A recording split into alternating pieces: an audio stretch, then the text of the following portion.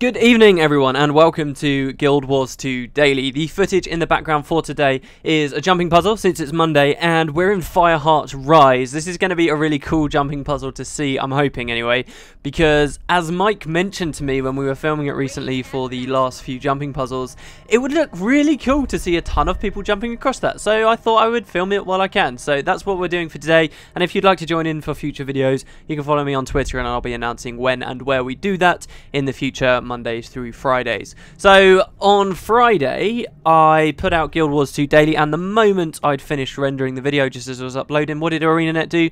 They announced Halloween. Seriously, all week I'd been just late enough in the day doing daily that I managed to catch up with the news because ArenaNet were putting out so late my time, and then finally on the last day when the most important bit of news came out, I missed it by an inch. So I'm talking about it now. Halloween for Guild Wars 2 will be coming very soon, starting on the 22nd of this month. So 1 week away precisely now, just 7 days. Halloween's kind of a big deal for anyone coming from the first game.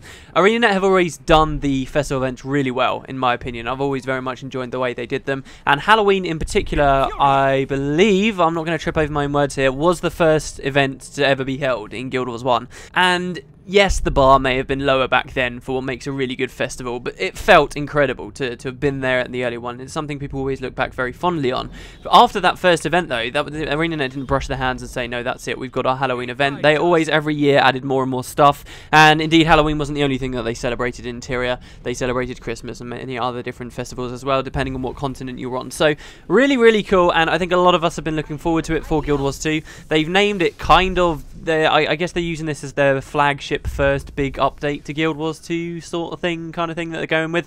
They're calling it The Shadow of the Mad King, which will go live, as I say, on October 22nd. You can find a link in the description to their full page with just some generic kind of, oh yeah, there's an exciting update coming, but not too much specific information on what they're adding with it. We can expect Mad King Thorn to come forward. This was a character from Guild Wars 1, which I guess I'll probably talk about this week in Guild Wars 2 Daily when we do a lore spotlight or something. I can make sure this is all to do with Halloween. But this character will be coming back, presumably with many of his previous mini-games. You may have noticed already that the monthly achievements this month are like mysterious, and they've got question marks there. It's my guess that this is going to have something to do with his Simon Says game, which requires players to use specific emotes whether he tells you to or not, and it's essentially just Simon Says. And I reckon it will be how long can you survive Simon Says, and that will be your monthly achievement somehow tied into that, which should be really good. As I say, it's an interesting site and they've got a lot of art there and so forth. In fact, I believe one of the art images they've got here was a winner from a previous year's competition. I think I recognise it from somewhere, or maybe it was just a dev that had released this concept art somewhere else a long time ago. One of the images in particular is reasonably interesting because it shows a clock tower that also seems to be a jumping puzzle of some sort, and further down you can also see a screenshot of what appears to be a jumping puzzle around this giant tree off in the distance, which looks cool, somewhere around Kryta, I guess. Most of the festival will probably be taking place in Kryta, and we have seen a screenshot, in fact, of Lion's Arch that are looking all decorated and really cool, along with a couple of other small screenshots. But yeah, the main updates that we can expect are updates to the Black Lion Trading Company, the full decorations and so forth, and everything that's coming with that in Lion's Arch. PvP paid tournaments, so you guys in PvP have got something to look forward to as well. And they'll let you earn qualifier points, which you can then use to basically buy your way in, I guess, to larger tournaments, and that should be really interesting. So the more paid tournaments you complete over the month, the more of these points you'll accrue, and then the teams with the highest points will then get laid into bigger tournaments and bigger tournaments and bigger tournaments, which should be really cool. And it says paid tournaments. You don't have to get them from the gem store. You can also actually get them in game from just winning normal tournaments. So that's kind of the way it works. We've known how the tournament systems was going to work for a while now, I believe, but now it's actually in game, so that's cool. And the most interesting line comes right at the end, and it's still, bear with me, quite vague, but it reads, Tyria evolving. The world continues to evolve with new events, jumping puzzles, bosses, mini dungeons, and achievements appearing across a variety of maps. That's the closest we really get to the PvE updates that we will be expecting for the update, but I'm kind of excited by it. New events, I think, kind of goes without saying, and specifically Halloween themed events, I guess, will be happening. Jumping puzzles seems kind of cool. We got this concept art up at the top and this screenshot down below, so hopefully they should be quite fun. Bosses as well, reasonably interesting, I suppose, but I'm just accepting that they'll go along with the events. Mini dungeons is probably something that excites me more than the other things. Mini dungeons, I remember doing that Font of Rand video before the game came out, and that was so fantastically fun. I thought there would be a mini dungeon for every single map, but there were like 2 in the game, the entire game, which is such a shame, but hopefully we'll be seeing more of them obviously being added into the game as time goes on, which should be cool, and I'm certainly looking forward to those because I really did enjoy that kind of dungeon experience, but also where you could have tons of different people and there were some really cool puzzles. Hopefully it'll be something like the Font of Rand, but hey, I'm not holding my breath. They obviously haven't said that. Lastly, achievements. Well, who doesn't like more achievements? There's more goals, more reasons for people to stay in the game, so I'm all up for that. That's really all we know about the Guild Wars 2 Halloween update. However, I will quickly just fill you in. This isn't so much Guild Wars 2, I guess it's Guild Wars 2 Daily, but for anyone who's still playing Guild Wars 1, you may remember there was a bit of an update last winter. Was it last Winter's Day, really? A while ago, maybe it was the Dragon Festival or the Canthan New Year. They announced how hats would be working in the game now. They don't actually add new hats into Guild Wars 1 anymore. Instead, you'll earn tokens, which can be spent at the end of the event for any of the previous year's hats. And that will be happening here with Halloween 2. This will be the first time we experience a Halloween without any new hats. So Mad King Thorn will be still appearing in the event. Some people were kind of under the wrong impression that he wouldn't be appearing, but Mad King Thorn will be appearing in Guild Wars 1, but he won't be the one giving you your hat. You have to kind of acquire one of the previous year's ones. So if you miss something, you're still playing the game, that's how it's working. It's kind of a system we already knew about, but they've put an update out on Facebook just to let everyone know what's going on. So that should be cool. But they also do say at the end here, be warned that we're keeping a few surprises for you to discover in-game. Oh, and this year, double your pleasure and run. So that's kind of weird. They're saying they've got some extra surprises. I don't expect much though. I've kind of come to learn that from Guild Wars 1. They'll say that there's a couple of surprises, but they can't feasibly do much with the game. I'm not sure what even's going on with their live team at this point, whether John Stummy's still working on it with the team that he was with or what. So I don't know, maybe it'll be quite cool. I'll keep my eye on it. We might have a specific video if it is really cool, but that's the main thing about Guild Wars 1 Halloween, that your hats is going to be one of the previous year's hats and nothing more. Anyway, so official news out of the way. I'll keep you guys up to date with any extra Halloween stuff we hear about. There might even be some interviews I've yet to check out for myself that we'll talk about as the week goes along. Since it's Monday though, I wanted to talk a bit about patch notes. I was kind of hoping for a few more. Since last week, I could literally read out these patch notes verbatim. There aren't very many of them. General, fixed a recently introduced issue that could cause some players to get stuck in loading screens, primarily during PvP matches. Fixed a recently introduced issue that could cause some players to not see other character models. It's weird that they say that they fixed that, honestly, because that was just something I'd taken as a given for the Guild Wars engine. Honestly, I'm so used to that in Guild Wars 1. It's weird to have seen that. Like, it's supposedly fixed, but there you go. Restored Asuran head sizes to the size selected during character creation. So apparently that was bugged out. Fixed a bug with the Asuran character creation head size slider. So those are 2 things really of one. And then Guild Wars 2 Wiki noted that they've also fixed chat link codes that crashed the clients upon viewing and could be used maliciously as a result. So yay for that. And also the Black Lion Trading Company trade post cache now properly refreshes. So if you've been spending a long time in the Black Lion Trading Company, then also be happy about that. But that's it for patch notes. Honestly, not too much to say. There you go. Maybe something in there's excited you, but I wouldn't blame you if nothing did. Anyway, on to the questions for today. I've got 3. First of all, though, a few people were talking about why the Char, why they didn't conquer the Shiver Peaks when they were going across to Kryta and even Or, if you think about it too, if they went through that way. Why didn't the Char conquer there or kill the Stone Summit that were around? Honestly, there is no real answer to that. A lot of the invasions that the Char did on Or and Kryta after the Searing is kind of vague. ArenaNet never really gave much information about how they got to those places or what they did en route. In fact, that story in Ebonhawk is the first time we'd ever really heard in-game some kind of reference to the Char specifically being in the Crystal Desert, which they would have had to have travelled through to get to Or. So that I can't really have much to comment on. You know, your guess is as good as mine. Maybe they didn't come across the Stone Summit. Maybe the Stone Summit were only xenophobic to humans rather than the Char. Maybe they didn't like the Char either, but they kind of saw the Char could go and wipe out lots of humans and the Stone Summit were happy enough with that. Who knows? The Deljamor dwarves, why would they have let the Char through? It's a tough call to make, really. Maybe they were in an alliance just as the humans were in the alliance with the Deljamor dwarves. Maybe they were just trying to stay out of the affairs of men and Char alike. There's nothing that says they didn't necessarily do that, and really I don't think we have any examples of the Char interacting specifically with dwarves until Eye of the North, when you can look at stuff like Pyre, Fearshot, talking to Ogden, maybe, but even that's a little bit of a stretch. So yeah, really not much information information there. But the three main questions that I wanted to answer for today. The first one is from Dr. Albino, who says, WP, I've always wondered, have you ever considered that the lore or total experience of the Guild Wars universe isn't that substantial or good, and that your imagination makes up for most of the big deficits of that universe, not to mention your enthusiasm? This is kind of a tricky topic, because there are some people that are so enthusiastic about the lore in Guild Wars, and some people whose heads it just flies by. I think the main problem is that Guild Wars 2, out and out, really has been designed so it's very, very easy to ignore the lore. You can go through, with an exception of the personal story, which I've already commented on before, and I don't think it's necessarily that great. You can go through that entire game. You can go through Guild Wars 2 without any context of what you're doing in the wider scheme, within the universe, within Tyria, what exactly is specifically going on.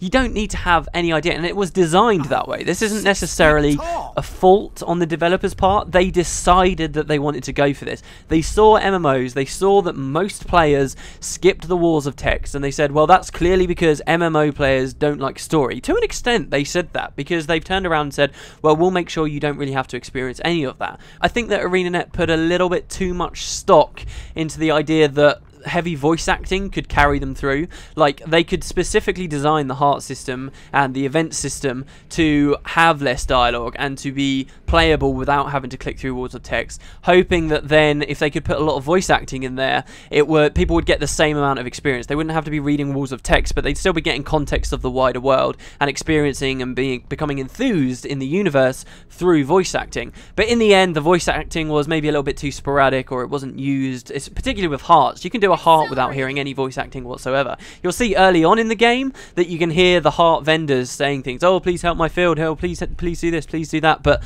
as you progress through the game, that sharply falls off. And the other problem, I've said it before, but with the voice acting, is it will trigger on small conversations between NPCs that are incredibly easy to miss. So I don't think that the voice acting really picked up where ArenaNet were hoping to, and now they've got a game that by design, so again, it wasn't really a fault of theirs, it wasn't that they were inept, but they had by design created a game that you don't really need to care about lore at all, even less than Guild Wars 1. And I kind of saw this coming. I would kind of raise my eyebrows a little bit in the early comments that they were making that, oh, people don't really like walls of text anyway, so we're just not going to put them there. We're going to take the emphasis away from that. Nobody wants a wall of text. And I kind of saw that the game would go into this direction, and maybe I spared myself a little, because knowing this, I went into Guild Wars 2 trying to have my eyes that little bit wider, because I was so open. I desperately wanted to take in any information I possibly could, and as a result, maybe I wasn't as disappointed with the lore necessarily as other people were. But I do think there is a distinction between how the game is giving you the lore and what lore is actually there. You say, do I think that the lore of Guild Wars universe isn't that substantial? No, not at all. I think it's very substantial. I think it's harder to become enthused in the universe that in Guild Wars 2 than it was in Guild Wars 1. But there is definitely a lot more lore, clearly. I mean, there's definitely a lot more lore in Guild Wars 2 now, because they've only added to what they had as an existing base in the first game. There are also potentially a lot more interesting topics. I'll mention the Kodan again. I think they're one of the most fantastic additions to Guild Wars 2. And the interactions between the numerous playable races, along with the many new minor races that we're now experiencing and talking to. The Quaggan, the idea of these beautiful, cute little guys that also become these horrible, ferocious beasts. And in the personal story, you meet one that's just chosen to live his life that way, and he's not ashamed about it. And there's all these complex and interesting social things that are going on, and cool areas and mysteries of the universe and the lore that are now there in Guild Wars 2, but it's just that much harder to find it again, which is just such a shame, because if anything, I was hoping Guild Wars 2 was going to swing the other way. I was hoping it would enthuse a lot more people in the lore and the universe, even if maybe what they'd actually written into the setting was slightly more lackluster now. But that's not what we got, and maybe that's to be expected, because that was one of the big problems with Guild Wars 1 too. But I do certainly think that a lot of getting people interested in the story comes down to the personal story for Guild Wars 2, and that falls short. I've already done a big video about why I didn't really enjoy the personal story, or why I didn't think it did what I was hoping it would, and because that's fallen short, I think that people aren't going to be walking around as much as they possibly could have been while doing the events, while doing the hearts, and many of the NPCs it's just not rewarding to speak to. Even me, as someone who's super into the story, a lot of the times I just feel like it's a bit pointless speaking to NPCs if it's not a part of the personal story, because often they've just got some generic response for you that doesn't feel particularly satisfying. Especially the mails that you get as a reward from the hearts. They were all clearly so disinterestedly written, it rubs off on you when you're reading them. After a while, you just realise you're reading the same thing that's rehashed over and over. And that's an even greater shame, if you ask me, because the heart system could have been something truly amazing for delivering some kind of awesome, compelling story. That's so much text there that you could have put to good use, but in the end wasn't. With that all said, I don't really think there's anything wrong with using your imagination. At the end of the day, they have still set up a really compelling, nice setting for us, and while they may not have told us a story that made us angry or made us cry or gave us any characters that we really cared about or really got us totally invested on their own, there's nothing wrong with getting excited about the possibilities for yourself. We tend to these days, I think, just expect the devs or expect the media or whatever we've just bought to do it all for us, but there is still a lot of joy coming from using your imagination with that, and there's nothing necessarily wrong with that. If that's how you want to consume this game, if that's how you want to enjoy this content that you've bought, then fine, then go for it that way. It would be nice if ArenaNet did tie up some loose ends or some mysteries, some more, rather than just seeming like they don't really have the answers for themselves, like the Scepter of Ore, for example. There are various things that are still left hanging from Guild Wars 1, but one thing I can say, at least with those, with the mysteries, with the things that I'm really looking forward to being answered, at least with those, they're still putting them off rather than giving us crappy endings to stories we've really been looking forward to. I'd rather they put them off rather than just try and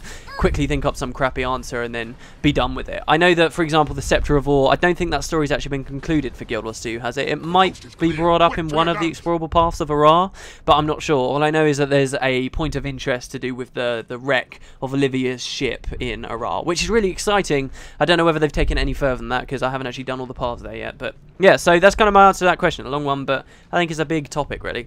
The next question is from Rep Neck, who says, Dear WP, I finished my personal story yesterday and it was really frustrating. Not because of the content of the dungeon, but because of the requirements to get in there.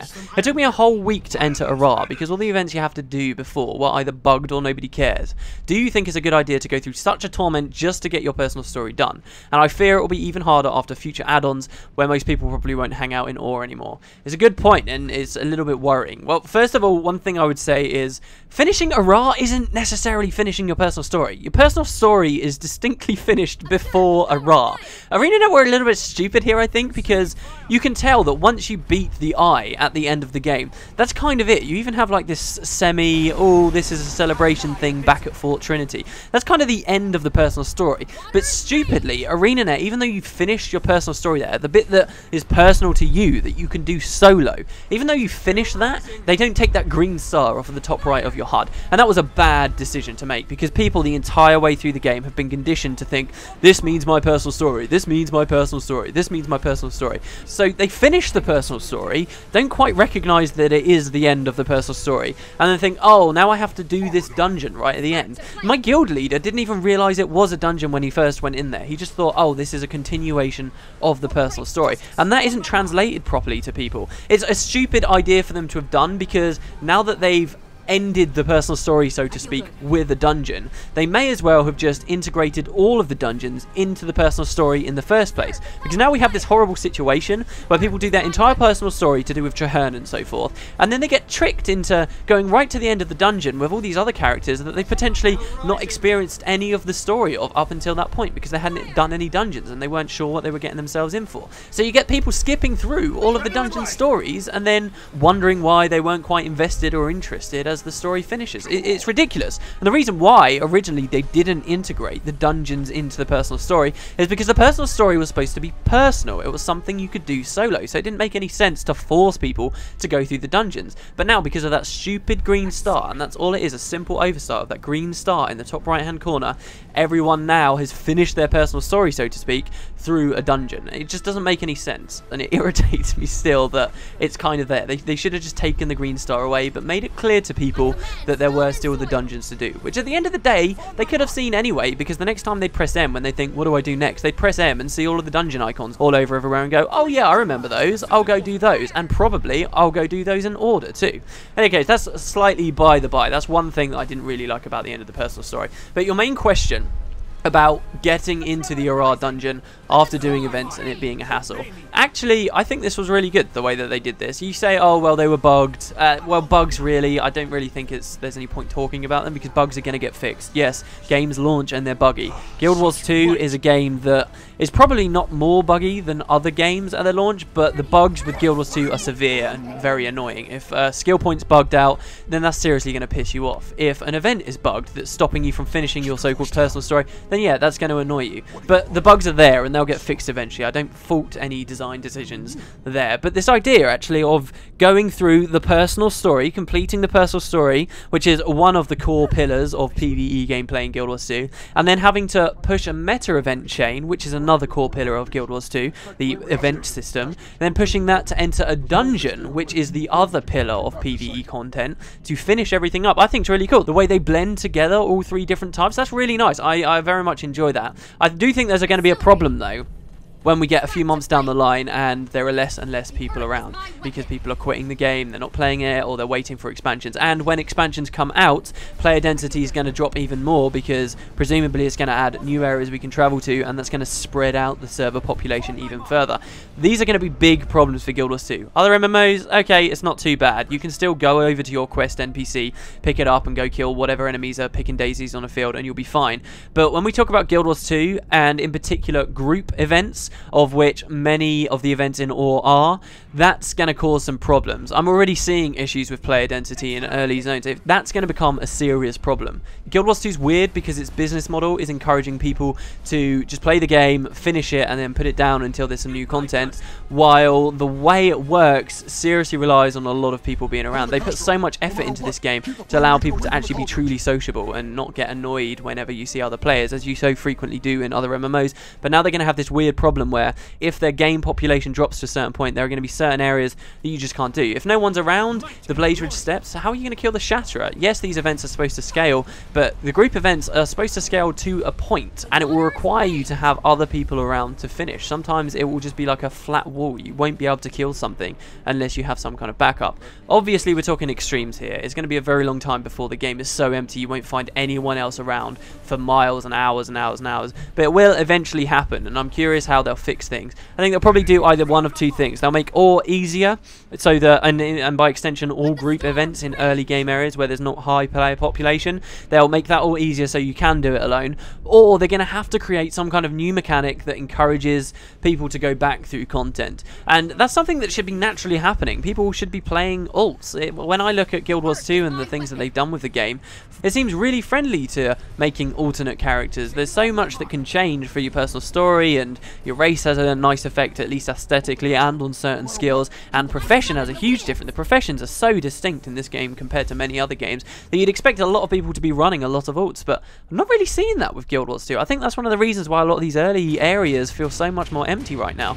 People just don't seem to be that keen on going through their ults, at least not right now, and unless there's some extra incentive added there, like some kind of, and I'm going to say it, a rebirth mechanic perhaps, to just make you go back through things. Yes, that's not technically creating an alt character, but some mechanic like that keeps people flush to these earlier zones. Yeah, we're going to have serious problems with places like OR, definitely. Right now, I think they're trying to encourage a lot of people to be around OR, just so that these meta events won't stall, and just so that people can get to Arar. That's why OR is offering higher karma rewards, but that alone is a failure in the system right now, because now people feel like they can only be in OR, and you rarely see anybody experiencing the joys of the dynamic events in earlier level places. They feel like they have to be in these end game zones. If they just reduced that tiny bit of karma back down in OR areas, then we'd see people spread out a lot more around the world, which would be great, because people would see how much extra content's in the game that they've missed through events that weren't cycling when they were originally there, but also then introduces the problem of, hey, no one's around OR anymore. So yeah, it's a tricky one, and I'm hoping they didn't shoot themselves in the leg. We'll see how they handle it as updates continue, but this will only get worse as they add more land masses, that's for sure. It's not a simple fix like, oh, we can just up the server population, because that's going to have an impact on things like World vs. World and server lag and all kinds of other nasty things. So yeah, it's going to be weird to see. Right now I don't think it's too bad though, and as I say, I like that they blended all three types of content to reach this final dungeon. It's funny what a weekend does to me. I suddenly have a million things to say and I can rattle on for ages. Okay, the last question isn't so much about Guild Wars 2, it's a little bit more about the channel. Mr. Jasro said, before Guild Wars 2 launched, you were doing these amazing lore videos. Any chance you will finish the saga? Yes, Yes, I am going to finish it. I think, though, it might be a little while before we see the next one, though there definitely will be a next one. My original plan was to have the entire series, the entire series before the launch of Guild Wars 2, and to achieve doing that, I was going to skip the stories of the continents of Cantha and Alona, the first two expansions, if you will, for Guild Wars 1. I was going to do those when they became more relevant to some kind of update in Guild Wars 2. I was just going to do the core stuff before the game came out. But since we never did that in the end, and now Guild Wars 2 has launched, I see no reason to skip those two campaigns. But the question is, well, when do I want to start doing the Canthan story if it's going to be another 3 years before ArenaNet release Cantha or whatever? So I'm not going to wait for them to say, oh, there's going to be an expansion, but they will be more spread out, like 3-4 months apart from one another, just so that we can keep the series going until they become relevant and we actually get to go to those land masses, if indeed we do in a very long time. Last Thursday I was talking a lot about how I don't think we might even go there for a while. So that's kind of my plan there. They will still be coming. I've not given up on the series. It's just finding the right time to do another one, which might not be for a month or so. So I thought I'd update you all on that. Also, one final thing. Tomorrow, maybe the day after, I'm gonna try and do something like non-Guild Wars 2 related, so keep your eyes out for that. I did quite a while brainstorming with the guy that does all the art for my channel today. I'm quite excited about doing it. It's just putting these last pieces into place. But yeah, so there should be something new coming along those lines too, outside of Guild Wars 2. Guild Wars 2 will continue, obviously, and yeah, take a look out for that. That might be tomorrow or the day after if something terrible goes wrong. But yeah, there you go, guys. That was Guild Wars 2 Daily for today. Thank you very much for watching, and I will see you next time. Again, if you want to be in the footage in the background, follow me on Twitter. One of these says I'll remember to put in the description. If not, it's just Wooden Potatoes on Twitter. See you next time.